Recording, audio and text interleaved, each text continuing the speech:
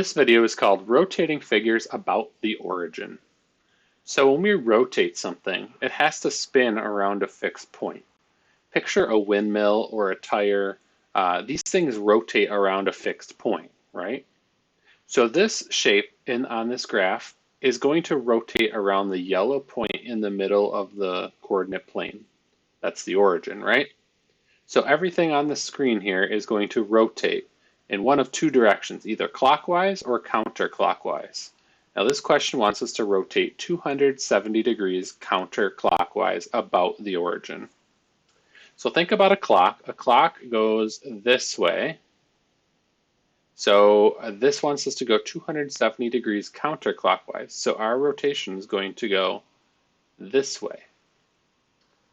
Complete rotation back to where we started is 360 degrees.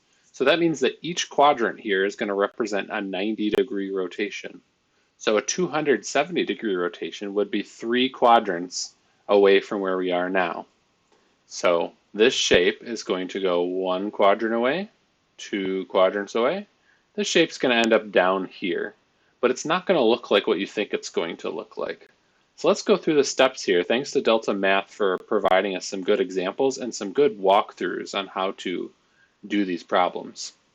So the first thing they want us to do, it says draw a circle centered at the center of the rotation such that one of the vertices of the figure is on the circle. So what this means is they want us to make a circle using this yellow dot so that it lands on one of the points from the shape. So I'm going to use this point here. So the first step of Delta Math's assignment here is to put the yellow dot onto one of the points of the figure.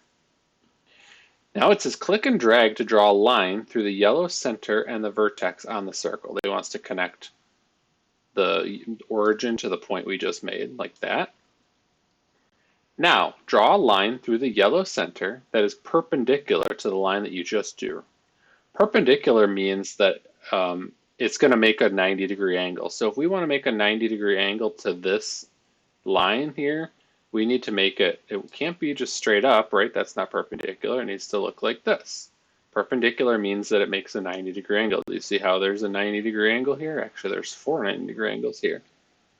Now it says rotate the figure 270 degrees counterclockwise. So I'm going to drag this red point and I'm going to spin it. Each quadrant is 90 degrees. So this is 90 degrees.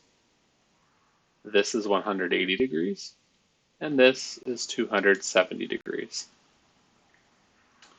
And now they want us to fill in the points coordinates. So the old point 5, 1 right here is now down here. It's 1, -5. 5, 8 is this point way up here at the top, and now it's right here, 8, -5. 2, 7 is this point here, which became this point here. That's 7, -2. And 1, 6 right here becomes 6, -1. So these questions have a lot of steps to them, but what this is doing is it's giving you a nice visual of why rotation ends up putting the shape where it ends up. Are you sure? Yes. Let's do one more example here. This one wants us to rotate the shape 180 degrees clockwise, which is 2 quadrants away. Let's go through all the steps again. First step says draw a put the yellow point on one of the points of the shape. I'm going to do this one here. Now connect the yellow point on the origin to the place that you just connected up top, right there. Now draw a line through the yellow center that is perpendicular to the line you just drew. So if I need to put this point on the circle here, let's see, can I find a spot that's perpendicular? That's not perpendicular. How about there? Still not perpendicular. And looks like it's going to be right there. You agree with me, that's perpendicular, right? I made 90-degree angles in all 4 corners. Perfect. Now they want us to rotate it 180 degrees clockwise. Clockwise is this way, so that's 90. That's 180.